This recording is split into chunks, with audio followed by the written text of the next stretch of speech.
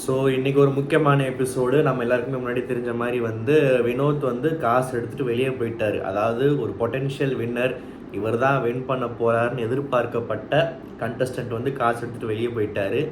ஆனால் இவர் காசு எடுத்துகிட்டு போயிட்டார், அழுகிறாங்க, ஃபீல் பண்ணுறாங்க, ஜெயிக்க வேண்டிய ஆள் போயிட்டாருன்னு சொல்கிறாங்க. அதெல்லாம் ஓகே. ஆனால் அதுலேயும் ஒரு குத்தம் கண்டுபிடிச்சி சுற்றி இருக்கிற சில பேரை குறை சொல்லிக்கிட்டு, இவன் சூழ்ச்சி பண்ணிட்டான், இந்த பொண்ணு தூண்டி விட்டுருச்சு, அவன் சிரிச்சான், இவன் பேண்டான், இவன் பல்லு வளர்க்கலான்னு சொல்லிட்டு நிறைய உள்ளே இருக்கிற சில விஷ கிருமிகளும் சரி, வெளியே இருக்கிற சில பேரும் சரி, பிளைண்டான ஃபேன்ஸுன்னு சொல்லிட்டு பிடிச்சவனை சப்போர்ட் பண்ணுறது ஓகே. அதுக்காக அவன் பண்ணுற எல்லா முடிவுக்கும் சுற்றி இருக்கிறவங்களுடைய சூழ்ச்சியும் இதுவும் தான் காரணன்ற மாதிரி சொல்கிறது சில இடங்கள் அநியாயமாக இருக்கும்ல. நிறைய விஷயம் பேசுகிறாங்க. ஸோ இருந்தாலுமே ஆர்டராக போகலாம். ஃபஸ்ட்டு இன்றைக்கி எபிசோடில் வெளியே போனால் யார் கூட காண்டாக்டில் இருப்பீங்க, யார் கூட இருக்கவே மாட்டீங்கன்ற கொஸ்டின் கேட்டாங்க. ரொம்ப ஒரு நல்ல சுவாரஸ்யமான கொஸ்டின்னு. அதில் எனக்கு பெரிய ஹைலைட்டாக தெரிஞ்சது என்னென்னு பார்த்தீங்கன்னா, இந்த திவ்யா சாண்ட்ராவை நேருக்கு நேராக கடைசி இந்த மாதிரி ஓப்பனாகவே நான் பல இடங்களில் சப்போர்ட்டிவாக ஒரு சிஸ்டராக ஒரு ஃப்ரெண்டாக நான் நிறைய இடத்துல இருந்திருக்கேன், முதுகில் குத்திருக்கீங்கன்னு சொல்லி விக்ரம் கூட எனக்கு நிறைய பிரச்சனை இருக்குது. பட் ஆனால் ஒரு விக்ரம் அவராத நேருக்கு நேராக பேசினார். எனக்குள்ளே நிறைய அந்த ஒரு விஷயத்தில் கூட விக்ரம் கூட நான் டச்சில் இருப்பேன், சாண்ட்ரா கூட டச்சில் இருக்கிறதா நினச்சி கூட பார்க்க முடியல, வாய்ப்பே இல்லை அப்படின்னு சொன்னது ஒரு ஃபயர் மெட்டீரியல் நான் பார்க்குறேன். அது சொல்கிறப்போ சாண்ட்ராவோட முகத்தை பார்க்கணுமேப்பா, முடியல என்னால். ஆக்சுவலாக இந்த வீட்டில் இருக்கிற எல்லா கண்டஸ்டன்ஸு, வெளியே இருந்து வந்தவங்க, உள்ளே இருக்கிறவங்க எவ்வளோ பேர், ஏன் ரெட் கார்டு வாங்கிட்டு வெளியே போனவங்களை தாண்டி சாண்ட்ராவை நிற்க வச்சு நெத்தி போட்டில் அடிக்கிற மாதிரி கேள்வி கேட்கக்கூடிய எல்லா தகுதி இருக்கிற ஒரு ஆள் யாருன்னு பார்த்தா திவ்யா. ஏன்னா அவ்வளோ சப்போர்ட்டிவாக அந்த பொண்ணு இருந்திருக்கு. எல்லாத்துக்குமே சில பேர் வெளியே ஏதோ போடுறாங்க, திவ்யாவையும் பிரஜினியும் வச்சு சாண்ட்ரா ஒரு விஷயம் சொன்னாங்கன்னெலாம் சொல்கிறாங்க. நான் பார்க்கலை, தேடி பார்க்கல, அந்த லிங்க் அந்த வீடியோலாம் பார்க்கல. பார்த்துருந்தா அது என்னன்றதை கமெண்ட்டில் சொல்லுங்கள். பட் ஆனால் நான் கேள்விப்பட்டதை பார்க்காத விஷயத்தை ஓப்பனாக ரிவ்யூவில் என் வாயில் சொல்ல விரும்பலை. அந்த அளவுக்கு சாண்ட்ரா இறங்கி திவ்யா மேலே பழி போட்டிருக்காங்க, சம்மந்தமே இல்லாமல் அவங்க மேலே கோவப்பட்டிருக்காங்க, அவங்கள ஒரு இடத்துல குத்திருக்காங்கன்றது உண்மை. ஸோ அதை உணர்ந்து வெளியிருந்து வந்த கண்டஸ்டன்ஸோட ஹெல்ப் மூலியமாகவும் சேர்த்து இன்றைக்கி போட்டு உடச்சது சூப்பர் ஹைலைட்டாக இருந்துச்சு. இப்போ இந்த காசு எடுத்த விஷயத்துக்கு வருவோம். ஆக்சுவலாக காசு எடுக்க வேண்டியது யாருன்னு பார்த்தா, எடுக்க முடிவு பண்ணி ஆல்மோஸ்ட் எடுக்க வேண்டிய மனநிலையில் இருந்தது யாருன்னு பார்த்தா அரோரா. அந்த மொமெண்ட்டை நான் பார்த்தேன். ஆக்சுவலாக என்னோடய ஒப்பீனியன், சும்மா எல்லாத்துக்கும் என்னோடய ஒப்பீனியன், எனக்கு இதுதான் தெரிஞ்சு நான் இதான் பார்த்தேன், இதுதான் உண்மை நான் நினைக்கிறேன். எனக்கு தெரிஞ்ச உண்மையை நான் சொல்கிறேன், நான் பார்த்ததை நீங்கள் எப்படி பார்க்குறீங்கன்றதை சொல்லுங்கள். அரோரா எடுக்க முடிவு பண்ணிருச்சு கிட்டத்தட்ட ஆல்மோஸ்ட். ஆனால் இன்னும் ஒரு சின்ன ஒரு ஹெசிடேஷன், ஒரு பெரிய முடிவு இல்லையா, ஓகேவா, ஒரு மிகப்பெரிய முடிவு.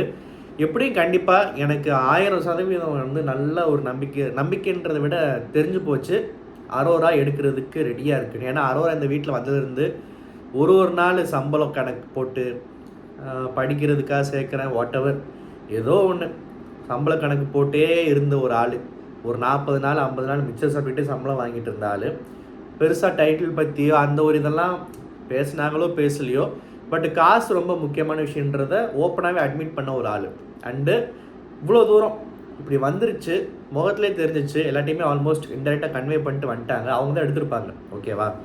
ஆனால் கானா வினோத்துக்கு ஒரு கன்ஃபியூஷன், நம்ம ஜெயிப்போமா மாட்டோமா அப்படின்றது. உள்ளே இருக்கிற எல்லாருமே சொல்லியிருக்காங்க போல், கான்ஃபிடன்ஸ் கொடுத்துருக்காங்க. ஆனால் அவங்கெல்லாம் ஃப்ரெண்ட்ஷிப்பில் கொடுக்குறாங்களா இல்லை என்ன ஒரு அடிப்படையில் சொல்கிறாங்க என்னன்னு தெரில. கானா வினோத்துக்கு ஒரு கணக்கு போட்டு பார்த்துருப்பாரு, நடக்கிறதெல்லாம் பார்த்துருப்பாரு. அண்ட் அவரே கொஞ்சம் எடுத்தோம் கவுத்தோன்னு முடிவெடுக்கிறாள், பேசுகிறதும் சரி ஆக்ஷன்ஸும் சரி, டக்குன்னு ஒரு விஷயம், ஒரு எமோஷ்னலுன்றதை சொல்லி தப்பிக்க முடியாது. ஒரு கோபமாகவும் பதற்றத்துலேயும் டென்ஷன்லேயும் எல்லாத்தையுமே டக்குன்னு பண்ணுற ஒரு ஆளில் ஒரு ஓகே ஒரு பாசிட்டிவாகவே சொல்லுவோம். இன்றைக்கி வெளியே போயிருக்காரு, ஒரு துருன்ற கேரக்டர் தான் கானா வினோத், ஓகேவா. ஸோ அப்படிப்பட்ட ஆள் நம்ம 5 பேர் இருக்கோம், இன்னும் 7 நாள் தான் எபிசோட்ஸ் இருக்க போகுது, அதுக்கப்புறம் பிக் பாஸ் முடிய போகுது, ஃபைனல் வரைக்கும் போவோமா மாட்டோமா, போனாலுமே ரன்னராக வந்தாலுமே நமக்கு லாபம் இல்லாமல் போயிடுமே, வின்னர் தானே காசு எடுத்துகிட்டு போயிடுவான், நம்ம அந்த ரிஸ்க் எடுக்கணும், நமக்கு நம்ம ஃபேமிலிக்கு நம்மளோட பர்சனல் லைஃப்க்கு காசு தேவைப்படுது. இப்போ அரோரான்ற ஒரு பொண்ணு காசு தேவைப்படுதுன்றது ஓப்பனாக அட்மிட் பண்ணுச்சு. எல்லாருக்குமே உலகத்தில் காசு தேவை தான் படுது, யாருமே வர காசு வேணும்னு சொல்ல மாட்டாங்க. ஸோ காசு எடுக்கிறதுல தப்பு இல்லை, காசுக்கு ஆசைப்படுறது தப்பும் இல்லை. பேராசைப்படுறது தப்பு. சொந்தமாக அவங்களுக்கு சேர வேண்டிய ஒரு காசு கண்மாடி வந்து உட்காந்துருக்கு, எடுக்கிறதுக்கு ஒரு வாய்ப்பு இருக்குது. அது மேலே ஆசைப்படுறது தப்பே இல்லை. அப்படி இருக்கிறப்போ வந்து கண்டிப்பாக கான வினோத் ஒரு கணக்கு போட்டிருப்பார். நம்ம ஏன் ரிஸ்க் எடுக்கணும், யார் என்ன சொன்னால் என்ன, நம்ம வந்து இந்த காசு எடுக்காமல் போயிட்டா வந்து 18 லட்சம் நம்ம கண்ணை உறுத்திருச்சு, அவருக்கு அந்த 18ன்றது மண்டல் ஏறிடுச்சு, அதை வந்து விட்டு லைஃப் லாங் வந்து ஒரு ரிக்ரெட் மாதிரி பண்ணிடக்கூடாதுன்றதுனால அவர் வந்து என்ன பண்ணிட்டாரு, அவரும் வந்து உள்ளுக்குள்ளே எடுக்கலான்ற முடிவில் இருந்திருக்காரு. ஆனால் சாப்பிட்டுட்டு இருந்த கையோட அரோரா கை வச்சிட போகிறா, அரோரா சுற்றி நிற்கிறாங்களே, அங்கே ஒரு மொமெண்ட் நடந்துக்கிட்டு இருக்கேன்னு சொல்லிட்டு அவருக்கே உண்டான ஒரு துருன்ற ஒரு பதற்ற ஒரு ஸ்டைல், ஒரு அவசர புத்தியில் என்ன பண்ணிட்டாரு, ஒரு விஷயத்தை கெத்துன்னு நினச்சிட்டு சில விஷயம் பண்ணுவார்ல. ஆனால் சில பேர் தப்புன்னு சொல்லுவாங்க, சில பேர் வந்து அதை அப்புறம் பின்னாடி போய் தப்புன்னு உணர்வார். அந்த இடத்துல டக்குன்னு ஒரு கையில் ஒரு ஸ்வீட்டு, இன்னொரு கையில் வந்து விட்ற அப்படின்ட்டு ஒரு வேகத்தில் ஒரு ஹீரோயிசம் கலந்த இந்த மொமெண்ட் என்னோடது, ப்ளஸ் நான் எடுக்கணுன்ற ஆசை இருந்துச்சுன்றது ப்ரூவ் பண்ணுற மாதிரி ஒரு அவசரப்பட்ட முடிவாக தான் நான் அதை பார்த்தேன். அவசரப்பட்ட முடிவுன்றது அவர் வின்னராக இருந்திருப்பார், ஐயோ காத்துட்டு போயிட்டாருன்ற அந்த ஃபீலிங் நமக்கு இல்லைன்றது உங்கள் எல்லாருக்குமே தெரியும், எனக்கு இல்லைன்றது, ஓகேவா? ஆனால் அந்த மொமெண்ட்டில் வந்து எங்கே அரோரா எடுத்தால் விட்டது போயிருமோன்னு சொல்லிட்டு ஒரு பதற்றத்துலேயும் ஒரு அவசரத்துலேயும் டக்குன்னு எடுத்துட்டாரா, முடிஞ்சிருச்சு. நேற்றுலேருந்து ஆரம்பிச்சிட்டாங்க, அரோரா தான் பிரெயின் வாஷ் பண்ணிட்டா. அரோரா வந்து ஏன் பிரெயின் வாஷ் பண்ணணும்? இப்போது அரோராவுக்கு வந்து காசு மேலே ஆசையே இல்லை, காசு தேவையே இல்லை, நிறைய குட்டி கிடக்கு, வின்னிங் மேலே தான் ஆசை, இல்லாட்டி கடைசி வரைக்கும் போகணும், முடிஞ்ச அளவு ஆட்களை வெளியேற்றணுன்ற ஒரு இது இருந்துச்சுன்னா பண்ணுறதுக்கு வாய்ப்பு இருக்குது. நான் நேற்றே சொன்னேன், நான் அரோரா என்ன பேசினா எனக்கு தெரில, அப்படியே ஏதாவது பேசி பிரெயின் வாஷே பண்ணியிருந்தாலுமே அது அந்த பொண்ணோட கேம், அதில் என்ன தப்பு இருக்குது? எல்லாருமே போட்டியாளர்கள் தானே. அப்படி ஸ்மார்ட்டாக ஜீனியஸாக பிரெயின் வாஷ் பண்ணி வின்னர்னு வெளியே இருக்கக்கூடிய ஆளை கேஷ் எடுக்க வச்சிருச்சுன்னா அந்த பொண்ணு வந்து ஒரு ப்ராப்பர் கேம் ஆடி இருக்குன்னு அர்த்தம். அதுக்குமே பாராட்ட வேண்டியது, அது ஒன்றும் தப்பு இல்லை, ஓகேவா? ஆனால் அரோரா பிரெயின் வாஷ் பண்ண மாதிரி என் கண்ணுக்கு எங்கேயும் தெரியலை. அந்த நேற்று நான் சொன்னேன், அந்த ஏதோ ஒரு வீடியோ பிட்டை தூக்கிட்டு வந்தாங்க, அது என்னென்னு ஓப்பன் பண்ணி பார்த்தா அதில் ஒன்றுமே இல்லை, சும்மா 2 பேர் உட்காந்து பேசியிருக்காங்க. ஸோ இவ்வளோ பேர் ரம்யாலாம் வந்து எடுத்துறாதன்னு சொல்லியுமே எடுத்திருக்காருன்னா நான் என்ன சொல்கிறேன், இன்னும் எத்தனை நாள், இன்னும் எவ்வளோ பேர் மேலே தாண்டா பழி போடுவீங்க? கம்முருதீன்னு பாவம் லாக்டோஜனு செர்லாக் கிண்டி திண்டுக்கிட்டு இருக்கிற பாப்பா, அவன் வெளியே போனதுக்கு பார்வதி தான் காரணம்னு சொன்னாங்க. சரி, ஓகே, அதை பற்றி நம்ம நிறையா பேசிட்டோம், டீப்பாக போக விரும்பலை. இப்போது வினோத் காசு எடுத்ததுக்கு அரோரான்றாங்க. ஏன்னா அந்த ஆம்பளைங்கள்லாம் அந்த வீட்டுக்குள்ளே பொதுவாக பிக் பாஸ் வரலாறுல ஆம்பளைங்கள்லாம் கூ முட்டைங்களா, அறிவே இல்லையா, அந்த அளவுக்கு சுயபுத்தி இல்லாமல் இருக்காங்களா? அவங்க நல்லது பண்ணால் அந்த ஆம்பளைக்கு எல்லா பேருமே போய் சேருது, அவங்க சொதப்பிட்டாலோ தடுமாறினாலோ ஏதாவது தப்பு பண்ணுச்சுன்னா எவ்வளோடா பிடிச்சி இதில் காரணமாக உள்ள நுழைக்கலான்ற மாதிரி இருக்காங்களே. இதில் வந்து நிறைய பொம்பளைங்களும் சப்போர்ட் வேறு, நிறைய பொண்ணுங்களே வந்து எனக்கு தெரிஞ்ச இடத்துல இந்த மாதிரி வந்து அரோராவோட சூழ்ச்சி, கான வினோத் மேலே நீ பாசம் வை, ஃபேன் ஆகிரு, அது வேறு. ஏன் எல்லாத்துக்குமே இன்னொரு ஆளை கை காட்டியே பழகிட்டாங்க பிக் பாஸ் ஆடியன்ஸ்னு எனக்கு சத்தியமாக தெரில. இது எப்போ மாறும்ன்றது புரியல. இது வந்து பிக் பாஸ் ஆடியன்ஸோட தப்பா, இல்லை நம்ம ஊரே இப்படி தானா அப்படின்றது வந்து தெரில. சரி, ஓகே, நான் இந்த ஊரில் தான் நானும் இருக்கேன், அதுக்காக வந்து ரொம்ப நல்லவ மாதிரியும் உத்தம புலி அப்படின்ற மாதிரி நான் வந்து பேசக்கூடாது. அட்லீஸ்ட் இந்த ஒரு ஷோவை பார்க்குறோம், ஒரு ரியாலிட்டி ஷோவில் தோன்றதை பேசுகிறோம் அப்படின்றப்போ எனக்கு தோணுதுக்கு இதெல்லாம் கேட்கணும்னு சொல்லிட்டு. ஸோ வினோத் வந்து முழுக்க இது அவர் முடிவு தான்.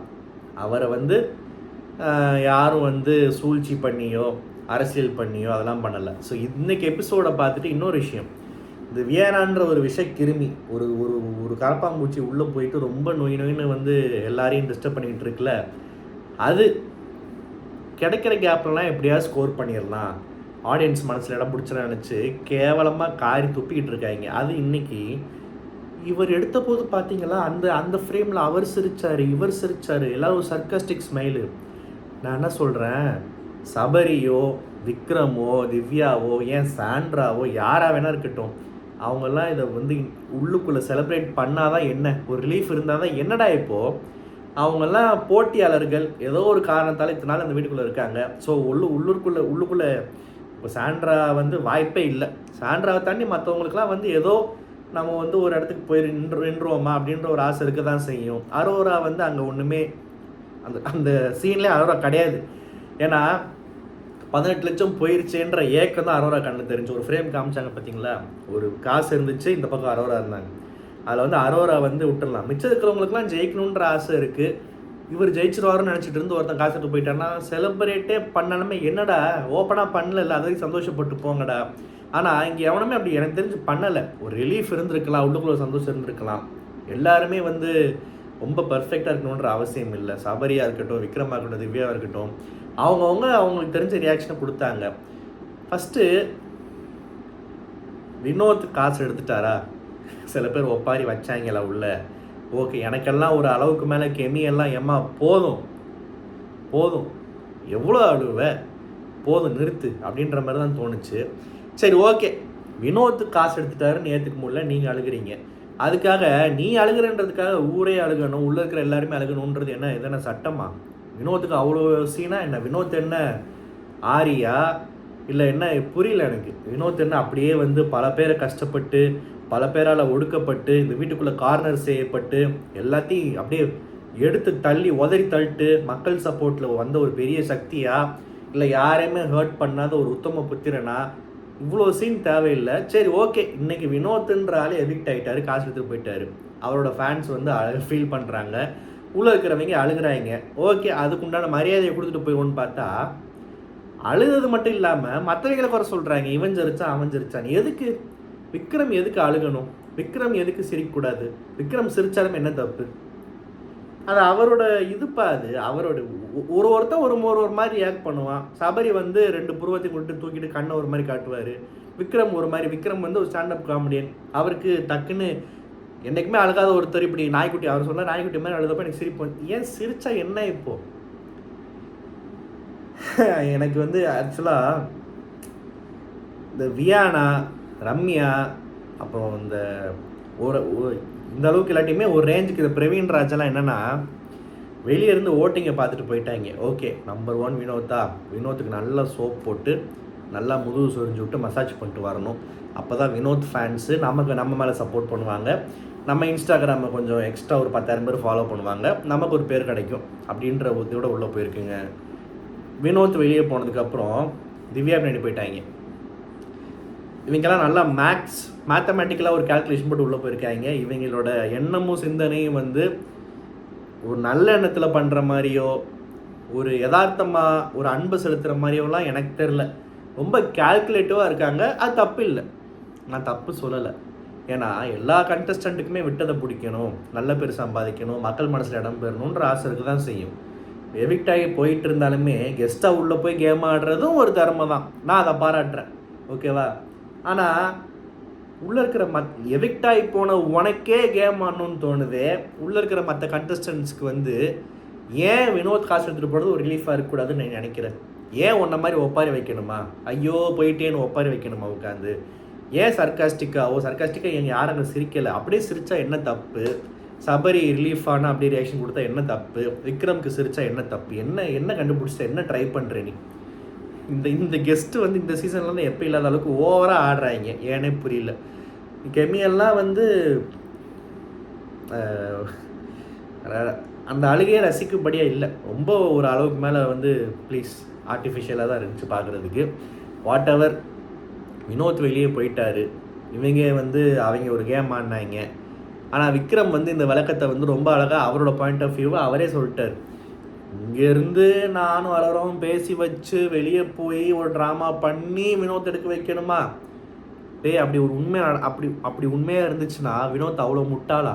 அப்போ அப்படிப்பட்ட ஒரு முட்டாள் டைட்டில் ஜெயிக்க வேண்டிய ஒரு இதே இல்லை. வேணாம், எடுத்துகிட்டு போட்டோம். அட்லீஸ்ட் காசு குடும்பத்துக்காவது பிரயோஜனமாக இருக்கும் அப்படின்னு தான் நான் சொல்லுவேன். அந்தளவுக்கு வினோத் முட்டாளா? பார்வதியால் எந்த ஒரு பாவம் அறியாத கம்முருதீன் வந்து பாவம் வெளியே போய் அசிங்கப்பட்டு வாழ்க்கை இழந்து அந்த அளவுக்கு கம்மு முட்டாளா?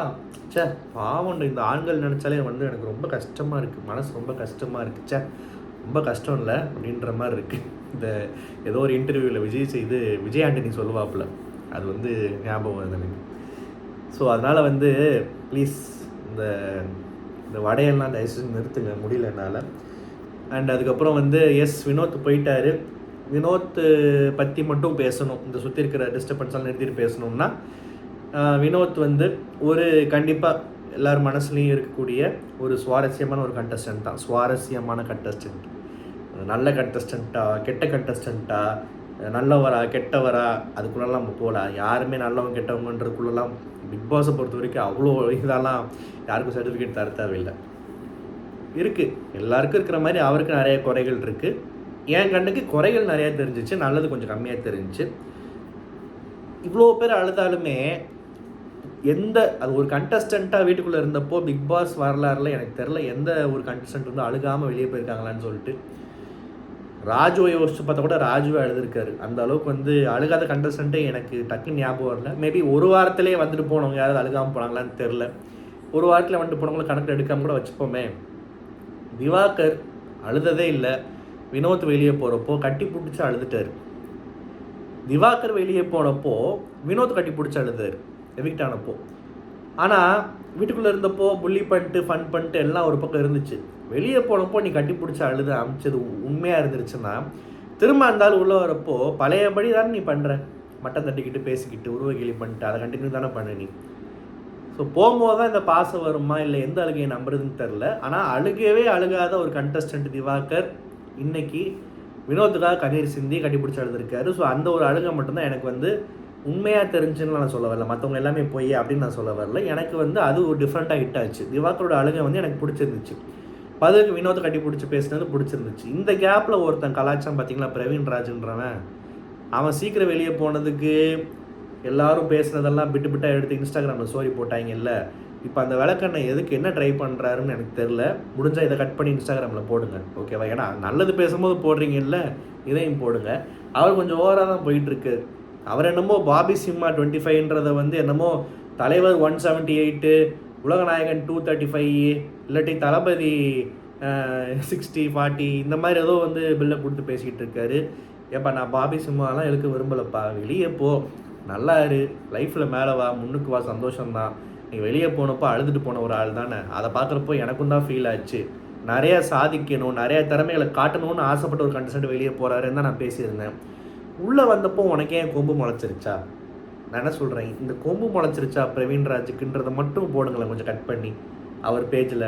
அவரோட அட்மினோ இல்லை அவரோ யாரோ நம்ம பாராட்டப்போ போட்டிங்க இல்லை, இதை மட்டும் போடுங்க. பிரவீன் ராஜு கொம்பு முளைச்சிருச்சான்றதை நிறைய பேர் கேட்குறாங்கன்றது மட்டும் முடிஞ்சால் போடுங்க, ஓகே? ஏன்னா ஆட்டிடியூட் அப்படி இருக்குது உள்ளே வந்தப்போ. அதுவும் வந்து இந்த வாட்டர் மெலன் என்ன மாதிரி அடித்து சாத்திக்கலாம், நம்ம யாரும் கேட்க ஐ மீன் அந்த ஒரு சப்போர்ட் இருக்குது.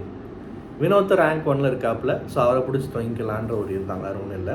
ஆனால் அந்த வியானா மாதிரி விஷக்கிருமி பண்ண அளவுக்கு பிரவீன் ராஜ் வந்து கெட்டு போகல. அந்த அளவுக்கு பிரவீன் ராஜாவது வீட்டுக்குள்ளே வந்தப்போ ஒரு ஒரு பூரிப்பில் ஏதோ பேசிக்கிட்டு சில இடங்களில் சென்சிபிளாக பேசினாரே தவிர வியானா அளவுக்கு வந்து முட்டானும் இல்லை, விஷமும் இல்லை. எனக்கு அந்த ஒரு விஷயத்தில் வந்து ஓகே பரவாயில்லன்னு தோணுச்சு.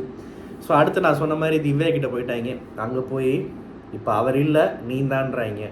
நான் திவ்யா இதுக்கு மேலே என்ன காசு எடுத்துகிட்டு போக போகுது, அது பாட்டுக்கு வீட்டுக்குள்ள இருக்க போகுது, ஓட்டு வந்தால் வரப்போகுது, அனுப்பிச்சிட்டாங்கன்னா அனுப்ப போகிறாங்க. எதுக்கு இதெல்லாம் போய் பதிவு பண்ணிகிட்டு இருக்காங்க? எதுவுமே இல்லாத மாதிரி பாருங்கள். கடைசியில் வந்து விக்ரமோ சபரி 2 பேரில் எவனோ ஒருத்தர் ஜெயிக்க போகிறான். எனக்கு தெரிஞ்சு ஓட்டிங்கெல்லாம் வந்து நம்ம கண்ட்ரோல் இல்லை, ஓகேவா? ஓட்டு அதிகமாக யாருக்கு இருக்கோ அதுக்கேற்ற மாதிரி தான் நம்மளும் பேசணும், நமக்கும் அவங்க மேலே நம்மளும் வந்து அவங்க சப்போர்ட்டை காட்டணும் அப்படின்னு இந்த கூட்டத்திலலாம் கோவிந்தா போட முடியாது. எனக்கு வந்து என்னமோ திவ்யாவுக்கும் எனக்கும் இருக்கிற அந்த ஒரு இது வந்து நம்ம ரிவ்யூ பார்க்குறவங்க எல்லாருக்கும் தெரியும். அதுக்காகலாம் வந்து சப்போர்ட்டும் பண்ண மாட்டேன்றது தெரியும். இருந்தாலுமே வைல்ட் கார்டுன்ற ஒரு அட்வான்டேஜ் தாண்டி ஒரு ஃபஸ்ட் டேலேருந்து வந்த ஒரு கண்டஸ்டண்ட்டாக யோசிச்சு பார்த்தா ஒரு டைட்டில் வின்னிங் மெட்டீரியல்னு கண்டிப்பாக சொல்லலாம். ஆனால் நான் அன்றைக்கே சொன்னேன்ல, எப்போ அந்த இது மாறிச்சுன்னா இந்த கமுருதீன் வெளியே போகிறப்போ டே உனக்கு ஒரு அட்வைஸ் பண்ணுறேன் சொல்லாமான்னு தெரில, நீ வெளியே போய் நல்லாயிருக்குன்னு நினச்சின்னா நீ பாரு கூட மட்டும் சேராதுன்னு சொல்லி அமைச்சது வந்து இருக்குல்ல. பாரு கூட நீ சேராத. அவன் நம்ம உத்தம இவன் மாதிரி அவனே வந்து எவ்வளோ நாள் அடிச்சிருக்கான். சரி ஓகே, முடிஞ்சு போனதை பற்றி பேசக்கூடாது. அந்த ஒரு சென்ட் ஆஃப் கொடுத்தது எனக்கு பிடிக்கல. அதுக்காகவே நீ ஜெயிக்கக்கூடாதுன்னு நான் அன்றைக்கி யோசித்தேன். அது ஒரு தப்பு கணக்கு தானே. அது வந்து கம்முக்காக பேசிட்டாங்கன்றதுனால கிடையாது. உனக்கு எப்படி அந்த மைண்ட் செட் வருது? நீயும் ஒரு பொண்ணாக இருந்துட்டு அவளால் தான் இவன் கெட்டானா, இவன் ரொம்ப உத்தம பொறுத்து விடுங்க, முடிஞ்சிருச்சு. விஷயம் என்னென்னா, அரோரா ஜெயிக்க மாட்டாங்க எனக்கு தெரிஞ்சு. ஜெயித்தாலுமே அது ஒரு நியாயமான வெற்றியாக இருக்காது. ஏன்னா 50-55 நாள் வரைக்கும் ஒன்றுமே பண்ணலை. ஓகேவா? ஸோ அது ஒன்று. திவ்யா வைல்ட் கார்டுன்ற அட்வான்டேஜ் இருக்குது. அதை தாண்டி நல்லா விளாண்டு அர்ச்சனால வைல்ட் கார்டு வந்தாலுமே ஜெயிச்சிருக்காங்க. அது வேறு வழி இல்லை. அந்த சீசனே அவ்வளோ டாக்ஸிக்காக இருந்துச்சு. இவங்க அது நல்லா இருந்தாங்க. இவங்க ரொம்ப நிறைய பேர் கார்னர் பண்ணாங்க. இவங்க அதுலேருந்து ஒரு ஆளாக மேலே வந்தாங்க. திவ்யா வந்து நிறைய இடங்கள் நல்லா ஆடிருக்காங்க. ஒரு அன்னராக வரலாம். ஓகேவா? அன்னராக வரலன்னா 3rd பிளேஸில் முடிச்சுக்கலாம். அப்போ யார்ப்பா வின்னரு? விக்ரம் சபரின்னு சொல்கிறிய. விக்ரம் எப்படிப்பட்டவன் தெரியுமா? சபரி எப்படிப்பட்டவன் தெரியுமா? சபரி மிச்சர் தெரியுமா? விக்ரம் விஷம் தெரியுமான்லாம் கேட்டிங்கன்னா, எல்லாரை பற்றியும் எவன்லாம் விஷம், எவன்லாம் மிச்சர் சாப்பிட்டான், எவன்லாம் நடிச்சான்றதை நானும் இத்தனை நாளாக பேசி முடிச்சிட்டேன். அதை பற்றிலாம் திரும்ப வந்து ஆர்கியூமெண்ட் பண்ண முடியாது. ஆனால் ஒருத்தனை வந்து ரொம்ப பிடிச்சி போய் ஒரு ஃபேன் பாயாக இவங்க ஜெயிக்கணும்னு சொல்கிறது வேறு. அப்படி சொல்கிறப்போ நீ அப்படி என்ன பார்த்த, ஏன் உனக்கு பிடிச்சிருக்கு, ஏன் ஃபேனு அப்படின்னு கேள்வி கேட்கலாம். இந்த சீசன் முடிவுக்கு வருது. யாருக்காக டைட்டில் தரணும் இல்லை, டைட்டில் யாருக்காக கொடுத்தான்னு ஆகணும். அப்படி கொடுக்குற டைட்டில் வந்து விக்ரமுக்கும் சபரிக்கும் கொடுங்கன்றது என் கருத்து. அவங்களுக்குமே குறைகள் இருக்கலாம். அதை பற்றி நான் நிறையா பேசவும் செஞ்சுருக்கேன். ஆனால் இருக்கிறதுல இவங்களுக்கு கொடுங்கன்றது என்னோட கருத்து. இதை பற்றி நீங்கள் நினைக்கிறீங்கன்றது சொல்லுங்கள். இந்த ரிவ்யூ உங்களுக்கு பிடிச்சிருந்தா மறக்காம சேனல் சப்ஸ்கிரைப் பண்ணுங்கள். நன்றி, வணக்கம்.